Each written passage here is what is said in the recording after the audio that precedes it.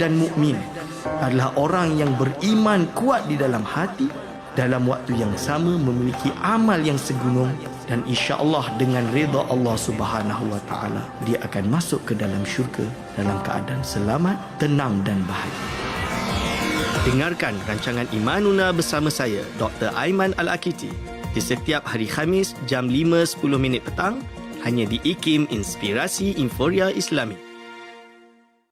Bismillahirrahmanirrahim. Alhamdulillahirrabbilalamin. Wassalatu wassalamu ala asyrafil anbiya wal mursalin Sayyidina Muhammad wa ala alihi wa sahbihi ajma'in. Assalamualaikum warahmatullahi ta'ala wabarakatuh kepada para pendengar yang masih setia bersama kami di Radio Institut Fahaman Islam Malaysia. Masih bersama Destinasi IKIM pada waktu ini bersama saya Mona Jasman dan juga Syafiq Salah. Syukur. Alhamdulillah Mona, kita nak teruskan lagi perbincangan dan juga siaran kita di setiap hari Khamis petang. Kita ada temu janji dan juga jadual kita menerusi rancangan Imanuna yang bermaksud iman kami, dan untuk itu kita dah pun bersedia bersama dengan tetamu kita di talian Skype waktu ini. Kita nak mengalu-alukan kehadiran Al-Fadhil Ustaz Dr. Aiman Al-Akiti, Fellow Kehormat Institut Kefahaman Islam Malaysia. Assalamualaikum Doktor. Waalaikumsalam warahmatullahi wabarakatuh. Apa khabar Doktor? Kaifa haluka? Alhamdulillah bikhair. Kaifa halukuma? Alhamdulillah daiman bikhair wa nahnu nanzur ilaika Doktor. Wa ana kadzalik. La yanqusna illa muqabalatak.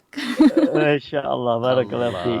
Masya-Allah. Terima kasih Doktor. Dapat lagi bersama pada petang ini Doktor. Alhamdulillah. Macam mana Doktor? PKPB hari ni hari ke berapa ni? Mungkin bekerja dekat rumah ni okey Doktor Alhamdulillah kerja kat rumah, tapi hari ni terpaksa pergi kampus juga. Okey. Alhamdulillah. SOP tak SOP kan. Masya-Allah. Kuliah pun rasanya memang berlangsung seperti biasa Doktor.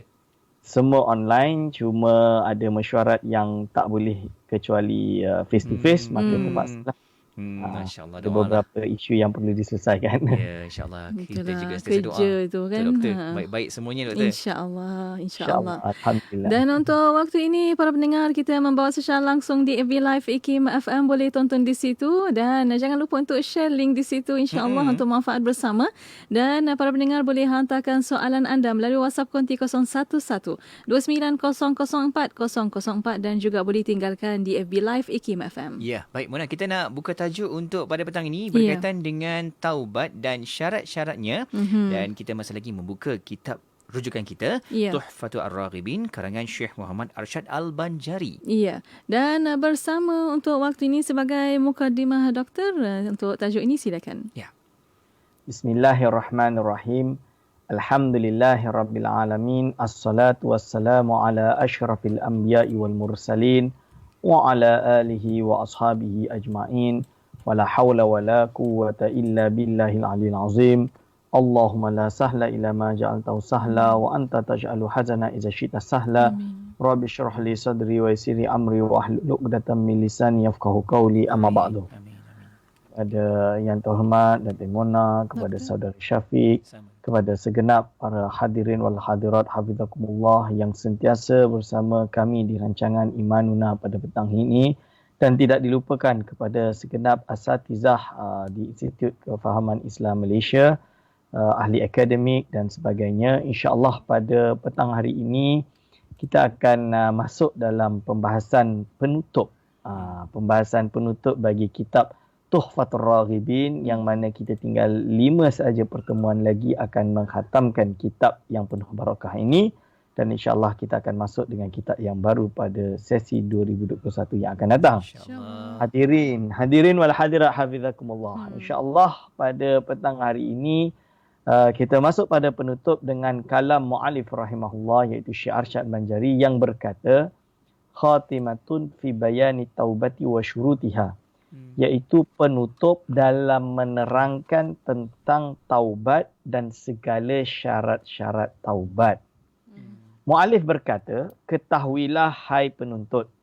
Ketahuilah wahai penuntut, bahawasanya taubat daripada dosa itu wajib atas tiap-tiap orang mukallaf, dan menyegerakan taubat itu pun wajib pula. Artinya, ini bahawasanya taubat daripada dosa ini wajib hukum dia. Jadi setiap manusia, kita tahu bahawa manusia ini tidak luput daripada berbuat dosa. melainkan para anbiya dan rasul di mana mereka ini maksum, iaitu terjaga daripada perbuatan yang haram, perbuatan yang makruh maupun perbuatan yang khilaf aula. Khilaf aula ni adalah lawan daripada yang utama. Itu pun mereka disucikan atau dibersihkan. Lalu kata mu'alif, apabila seseorang itu berbuat dosa, seseorang mukallaf berbuat dosa, maka wajib baginya untuk bertaubat. Jadi wajib untuk bertaubat atas tiap-tiap orang mukallaf, dan menyegerakan taubat itu pun wajib pula. Berarti bukan hanya wajib taubat, tapi menyegerakan taubat. Jadi contoh dia buat dosa, dia tahu ini dosa, dia cepat-cepat terus taubat.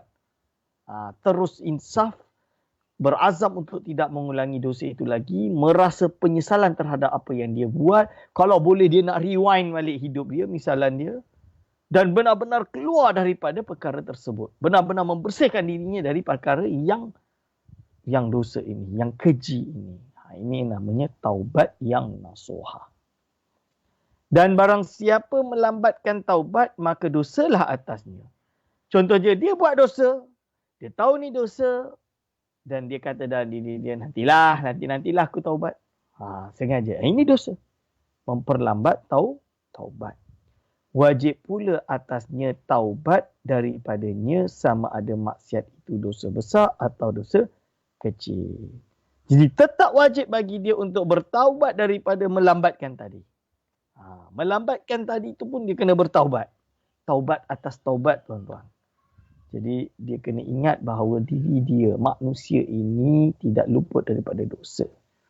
Ingat dosa ini, jangan hanya ingat dosa itu mencuri, dosa itu merompak, dosa itu merogol, dosa itu membunuh. Bukan.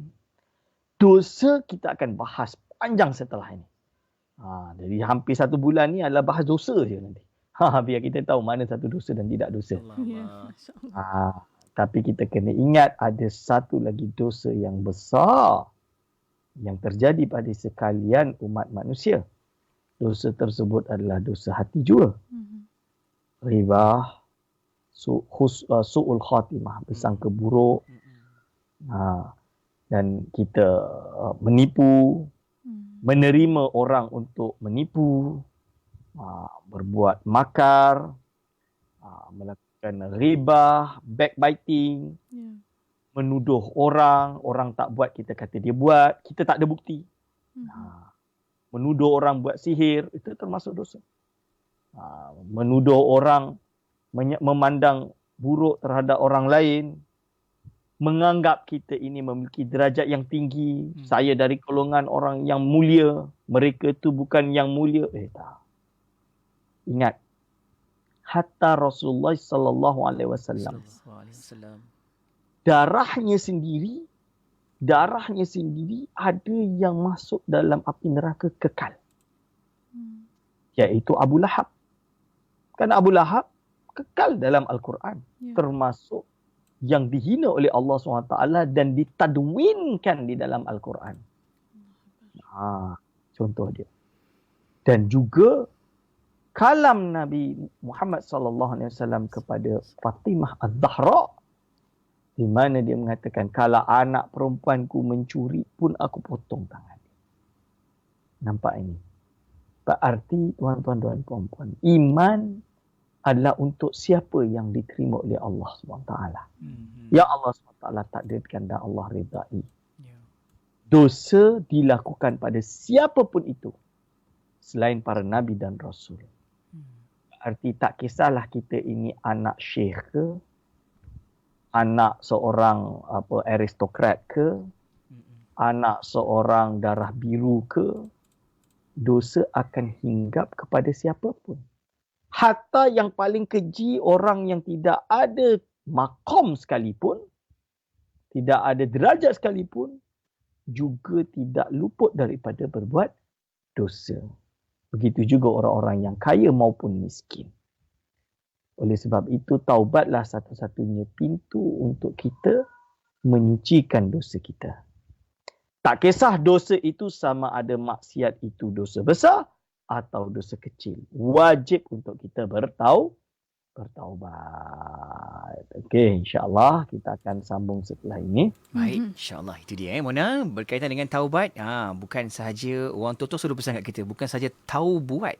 Kan, tapi taubat ni masya-Allah. Taubat bersungguh-sungguh, tak nak buat dah. Itu dia. Jadi kita akan highlight lagi bagaimana pecahan-pecahannya, apa syarat-syaratnya lagi apabila kita nak bertaubat kepada Allah Subhanahu Wa Taala. Ya, dan untuk para pendengar, untuk waktu ini boleh hantarkan soalan anda melalui WhatsApp konti 011 2904 dan juga boleh tinggalkan soalan anda di FB Live IKIM FM. Ya. Kita berehat seketika, kembali selepas ini.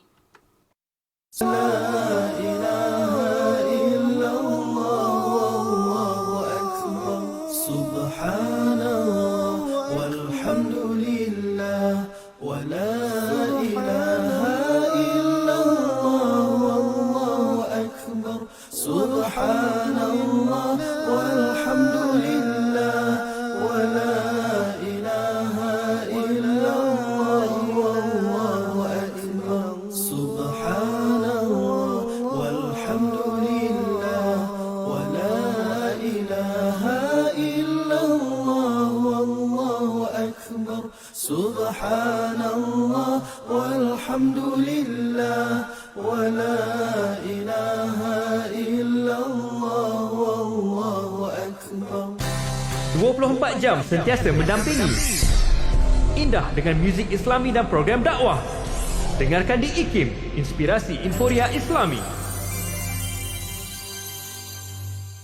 Bismillah, alhamdulillah, wassalatu wassalamu ala rasulillah. Alhamdulillah, masih bersama kami pada waktu ini untuk rancangan Imanuna. Ya, Imanuna bermaksud iman kami. Kita terus highlight lagi perbincangan ilmu pada petang ini bersama dengan tetamu kita Al-Fadhil Ustaz Dr. Aiman Al-Akiti, Fellow Kehormat IKIM, dan kita nak teruskan dengan perbincangan kita taubat dan syarat-syaratnya. Doktor, nak sambung lagi doktor, apa syarat yang terlibat ni doktor untuk kita nak merayu, kita nak pohon kepada Allah moga taubat kita ni diterima sebaik-baiknya.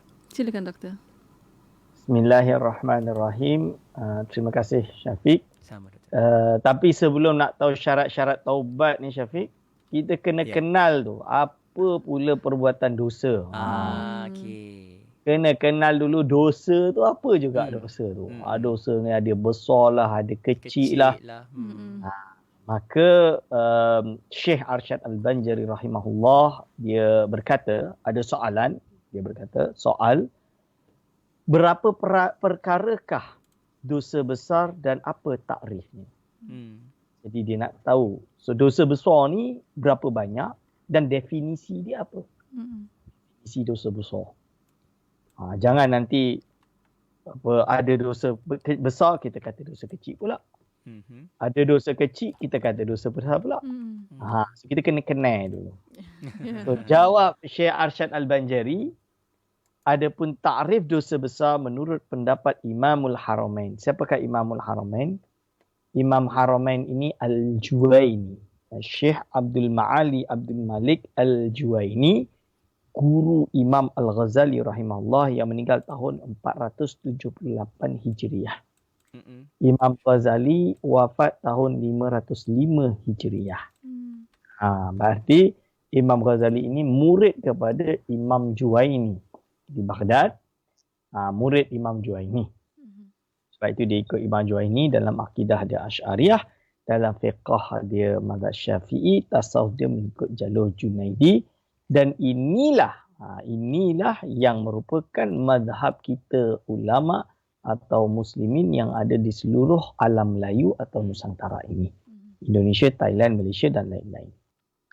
Menurut Imamul Haramain, iaitu setiap maksiat yang menunjukkan atas bahawa orang yang mengerjakannya itu kurang hirau dan kurang peduli akan agama.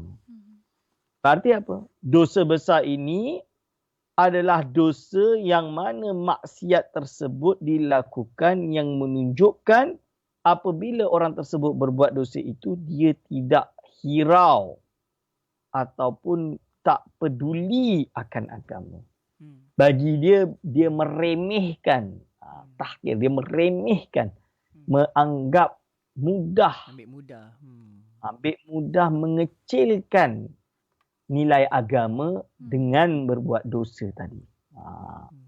Jadi contoh dia pada hari ini salah satu tanda akhir zaman lah kita katakan. Orang buat benda-benda maksiat yang besar pun bagi dia benda yang kecil. Riba bagi dia benda yang kecil. Benda yang so sama je. Ini contoh dia kata. Zaman sekarang dah tak boleh lari dari riba. Riba je lah. Misalnya dia. Juga benda-benda dosa-dosa besar yang lain. Sekarang ni kita nak kufur ni benda yang remeh sahaja, benda yang hak manusia, hak asasi sahaja. Ini misalnya dia. Minum ni adalah benda yang peribadi ni, tak payah kacau. Contoh dia. Bukan minum biasa, bukan minum air putih, minum perkara yang diharamkan oleh Allah Subhanahu wa taala. Ini na'udzubillah min zalik. Dan kata jemaah daripada fuqaha. Jadi jam'un minal fuqaha. Iaitu segolongan jemaah dari fuqaha, apa yang mereka katakan? Mereka berkata, iaitu apa? Fuqaha, dosa besar itu tiap-tiap maksiat yang dihubungkan orang yang mengerjakannya janji siksa yang keras dengan nas Al-Quran atau hadis. Berarti suatu dosa yang kalau dilakukan oleh seseorang itu ada ancaman. Ada ancaman siksaan yang keras. Siksaan yang keras di akhirat kelak oleh Al-Quran ataupun hadis. Ini dipanggil dengan dosa besar. Sebab itu ulama mengarang berbagai kitab tentang dosa besar. Imam Ibnu Hajar Al-Haytami ada mengarang kitab, nama dia adalah Az-Zawajir. Imam Allahumma salli ala Sayyidina Muhammad. Imam Az-Zahabi mengarang kitab Al-Kabair misalnya. Dan berbagai kitab-kitab lain. Yang dikarang turut menjelaskan dosa-dosa besar dan dosa kecil. Lalu mu'allif pun meneruskan perbahasan tentang 42 dosa besar. Ini yang saya kata tu. Hari ni tak habis, Syafiq. Kena sambung. Allah. 42 dosa besar yang wajib untuk kita ketahui. Maksudnya kita kena kenal lah. Tahu. Tak hafal tapi kita tahu ini adalah 40 dosa besar yang kita jauhi. Maka diketahui daripada takrif itu, dosa besar itu banyak. Kita dapat tahu bahawa dosa besar itu banyak, tuan-tuan dan puan-puan. Dan yang disebutkan oleh Syekh Ibnu Al-Muqarri atau Ibnu Al-Muqri yang betul. Syekh Ibnu Al-Muqri dan Syekhul Islam Zakaria Al-Ansari di dalam kitab Rawdatut Talib dan syarahnya kitab Asnal Matalib. Syekh Zakaria Ansari semua dah kenal dan ini pernah saya sebutkan di dalam pensyarahan saya, dalam beberapa syarahan saya yang telah lalu. Adalah 42 perkara. Jadi dia syarahkan dosa besar ni, dan dosa besar ini adalah 42 perkara. Iaitu pertama, syirik, yakni kufur dengan sebarang bagai kufur. Jadi semua jenis kufur. Ini dosa yang paling besar. Dan jangan sampai kita jatuh di dalam dosa ini. Na'udzubillah min dzalik. Maka masuk di dalamnya i'tiqad bid'ah yang mengkafirkan dan perbuatan bid'ah yang mengkafirkan. Jadi masuk dalam i'tiqad bid'ah yang mengkafirkan. Jadi perkara ini adalah termasuk kufur atau buat i'tiqad bid'ah yang boleh menyebabkan kafir. Contoh i'tiqad bid'ah yang boleh menyebabkan kafir adalah menganggap bahawa Sayyidina Ali karamallahu wajhah adalah seorang Nabi. Itu kufur lah. Atau menganggap malaikat Jibril salah letak wahyu. Terletak pada Muhammad bukan pada Ali. Na'udzubillah min dzalik lah. Atau seperti orang yang melakukan tajsim yang soreh. Allah ini dilukiskan dengan gambar misalan dia. Ini Allah. Contoh dia, dilukis gambar, kita sembah Allah ni. Itu tak boleh. Tak boleh. Bukan tak boleh. Kufur kerana ini adalah tajsim yang soreh. Dan perbuatan bid'ah yang mengkafirkan. Perbuatan bid'ah contoh dia orang tersebut telah berbuat perkara bid'ah yang boleh menyebabkan dia kafir. Seperti dia melukis lukisan itu sendiri. Gambar Allah SWT misalnya. Dan kata ini adalah Allah. Ini adalah perbuatan yang boleh menyebabkan kufur. Atau perbuatan-perbuatan lain yang juga dapat menyebabkan kekufuran yang banyak dijelaskan dalam kitab-kitab mutawwalat. Lalu yang kedua adalah membunuh orang dengan tiada sebenarnya. Sama ada sengaja, amdun, atau tidak sengaja, syibhu amdin. Maksud dia apa? Membunuh orang tanpa hak. Itu maksud yang sebenarnya. Iaitu tanpa ada hak. Berbeza dengan al-gojo. Al-gojo ni orang yang bertugas untuk menghukum eksekusi mati. Contoh dia. Hukum mati kan? Dia yang kena tarik untuk orang tu jatuh gantung misalnya. Ini lain kes dia. Dia hanya menjalankan tugas. Orang yang berperang jihad fisabilillah bagi membela negara dia. Misalnya ketika dia diserang oleh kelompok kafir misalnya, dan akhirnya dia dalam mempertahankan agama dan negara dia, dia terbunuh. Seperti our frontliners yang berada di perbatasan, misalnya dibunuh dengan zalim. Kan, misalnya oleh musuh dari luar. Maka ini boleh dengan dia maka mereka seumpama mereka ini membalas pembunuhan tersebut kerana membela, maka ini tidak ada masalah dan tidak dijatuhkan dalam kekufuran ataupun dosa besar. InsyaAllah kita sambung setelah ini. Baik, insyaAllah. Pastinya kita akan sambung lagi Muna untuk bincangkan dengan tajuk taubat dan syarat-syaratnya. Ya, dan para pendengar terus setia bersama kami. Kita berehat sekali lagi untuk waktu ini. Kita akan kembali selepas ini. Tidak kira di mana jua, kami sentiasa bersama anda. IKIM, Inspirasi Inforia Islami.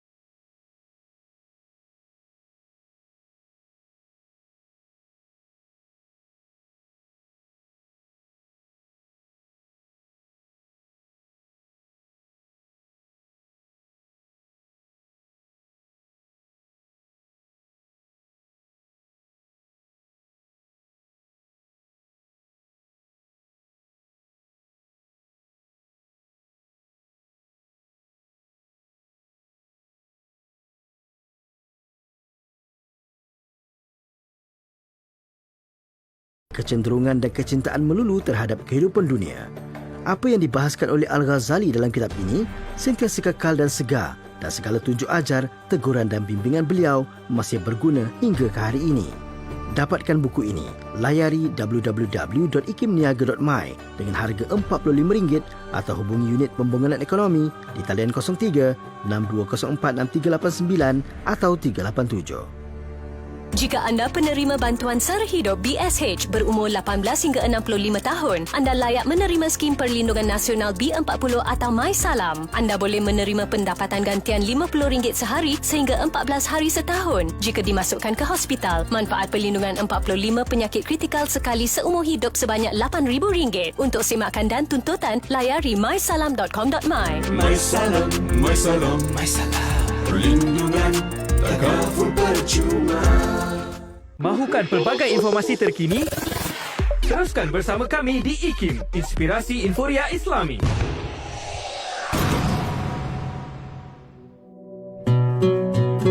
Kalau seseorang yang memiliki iman walau sebutir, dan tidak ada baginya amalan, nescaya ia akan menyelamatkan seseorang itu daripada kekal dalam api neraka. Mungkin ia disiksa oleh Allah Subhanahu wa taala pada waktu yang tertentu, dan setelah itu Allah Subhanahu wa taala mengampunkannya dan memasukkannya ke dalam syurga.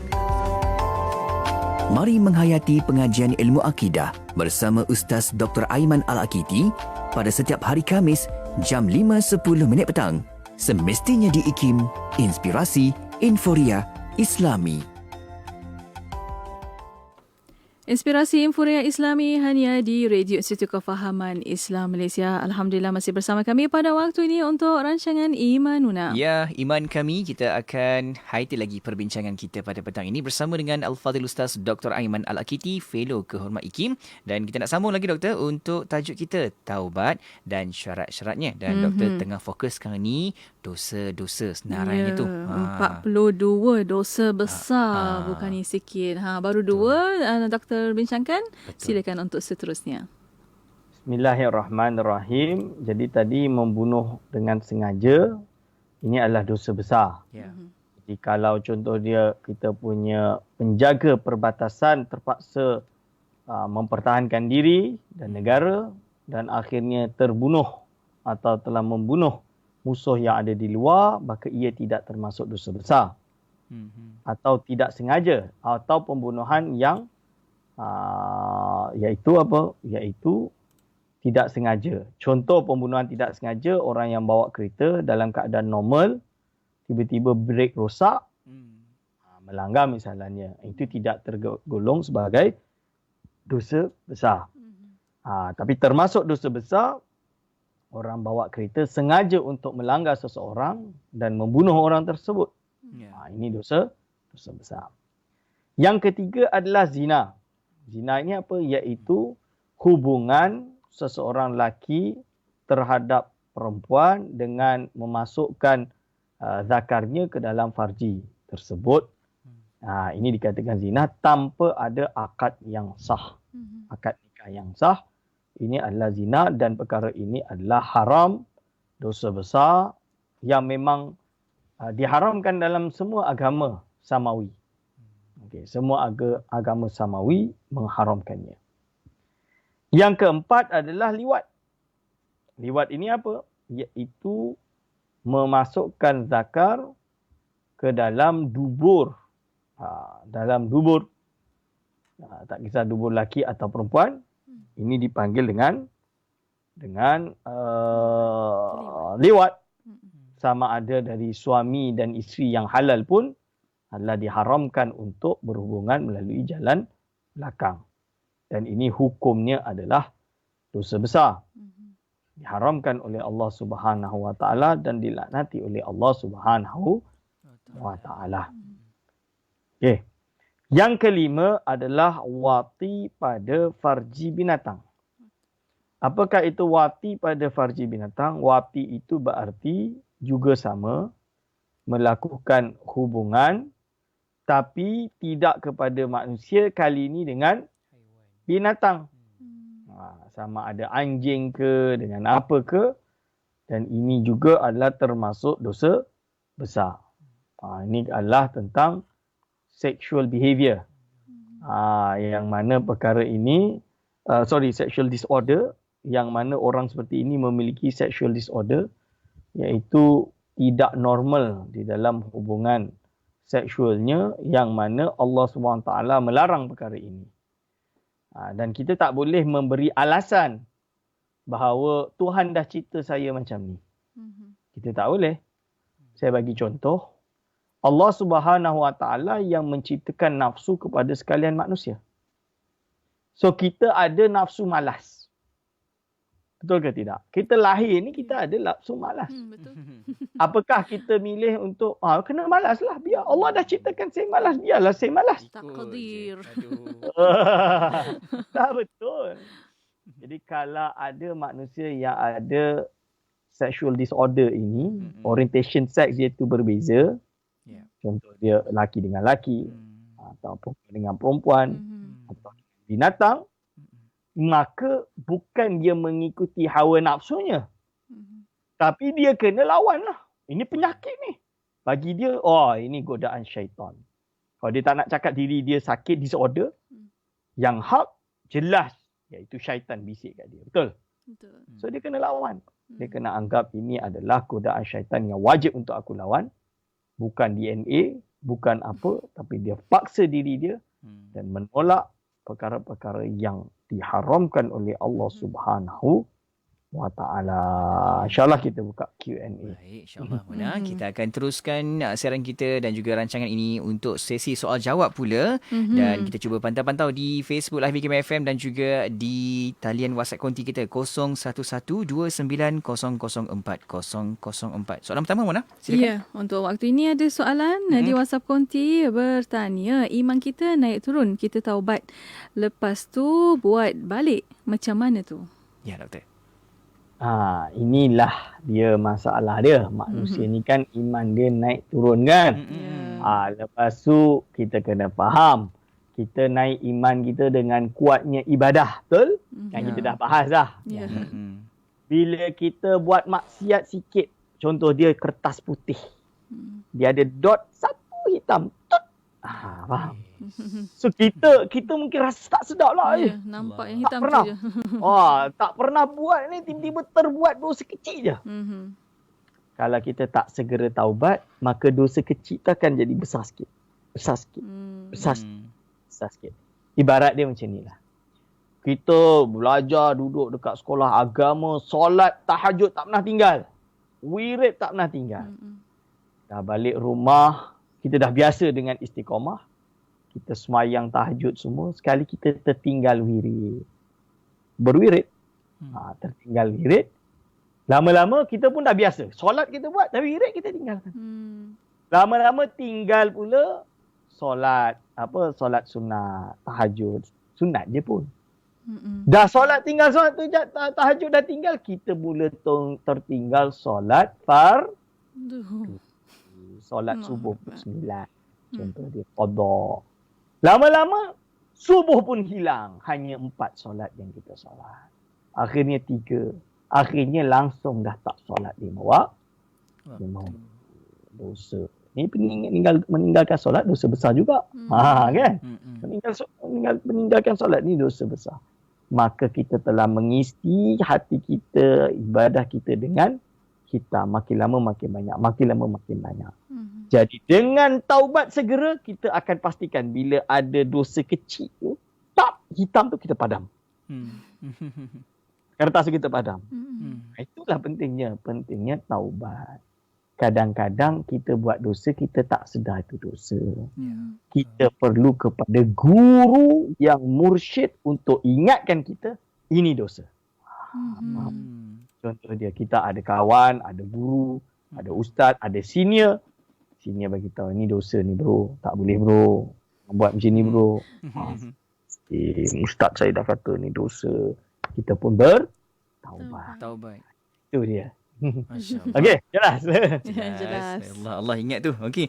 Dan berikutnya doktor, kita nak ke Gunung Semanggul Perak. Kita ada Encik Muhammad Khair bertanya berkaitan dengan perkara jahat ataupun buruk.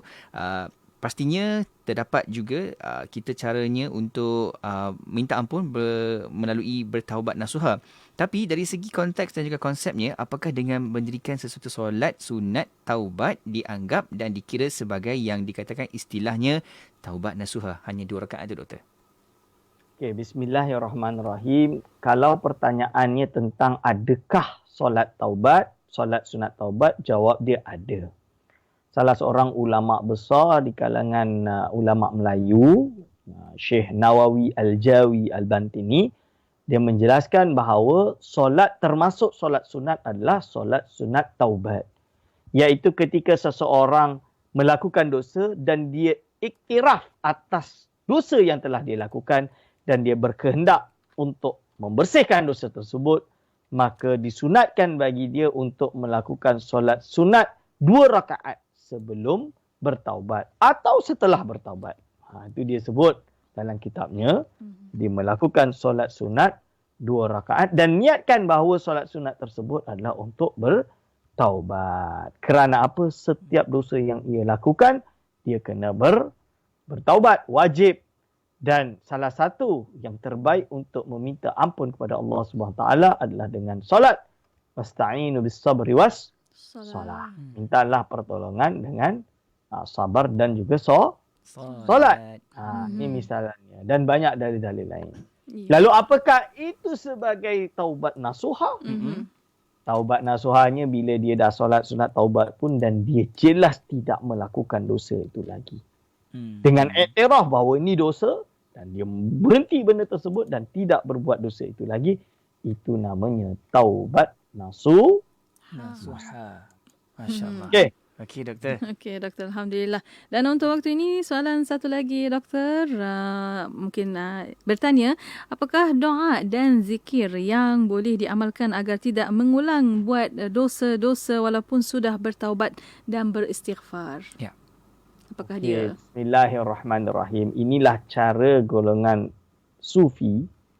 Di mana golongan sufi ni apa? Dia itu adalah pertama takhalli anir radha'il. Iaitu membersihkan segala kotoran-kotoran diri ini. Perkara maksiat, dosa, takabur, perkara-perkara haram yang pernah dia lakukan, semua tu dia taubat. Pertama sekali dia taubat dan dia membersihkan jiwa dia. Lalu dia hiaskan dirinya dengan tahalli bil fadail, iaitu menghiaskan dirinya dengan perkara-perkara yang baik. Contoh dia apa? Jaga solat sunat. Jaga solat fardu tak payah cakap lah, itu fardu. Wajib. Perlu. Solat sunat rawatib itu dilengkapkan. Solat sunat awabin dilakukan dan sunat-sunat lain. Lalu ditambah pula dengan bacaan-bacaan istighfar, dan bukan hanya istighfar, dan tidak lupa dengan segala amalan-amalan zikir seperti bertasbih, tidak berhenti di dalam lidahnya. Kerana apa? Dengan dia berzikir, contoh dia lah, kalau orang ni istiqamah, solat, semua dia buat, jalan-jalan, tiba-tiba ada maksiat di depan dia yang minta dia buat maksiat. Kira-kira dia terfikir tak Allah SWT? Jelas terlintas pada diri dia akan Allah SWT, maka dia menjauhi maksiat tersebut dan takut. Ma'udzubillah min zalik. Dia ijtinab anil ma'asi. Jauh diri dia daripada maksiat. Kalau nak spesifik, renungilah syair yang selalu diulangi dalam kitab I'anatul Talibin, dia sebut ni. Iaitu untuk memperbanyak syair ilahi lastulil firdausi ahla wala aqwa ala naril jahimi fahab taubatan waghfir dunubi. Maksud dia apa? Oh Tuhanku, beri aku tidak layak untuk masuk syurga, tapi aku juga tak kuat untuk menghadapi api neraka-Mu. Maka berikanlah aku taubat, ampunilah aku dan berikanlah aku taubat. Nah, ini adalah iktiraf. Itu. Okey, itu dia antara soalan yang sempat kita dapatkan. Namun doktor, kita dah sampai di hujung pertemuan doktor. Namun nanti kita akan sambung lagi apakah ia melengkapi 42 perkara yang akan kita bincangkan nanti untuk tajuk taubat dan syarat-syaratnya. InsyaAllah sampai sini saja doktor pertemuan kita. InsyaAllah kita akan jumpa lagi doktor di hari dan juga waktu yang sama menerusi rancangan Imanuna. Assalamualaikum doktor. Waalaikumsalam warahmatullahi wabarakatuh. Alhamdulillah. Terima kasih kepada anda yang terus tonton di Facebook IKIM FM dan jangan lupa untuk terus hayati juga rancangan Imanuna yang kita siarkan di Facebook Live untuk anda boleh sama-sama ulang kaji. Ya, dan para pendengar terus setia bersama kami Destinasi IKIM Inspirasi Euforiah Islami. Dengarkan IKIM di Kota Baru, Kelantan 80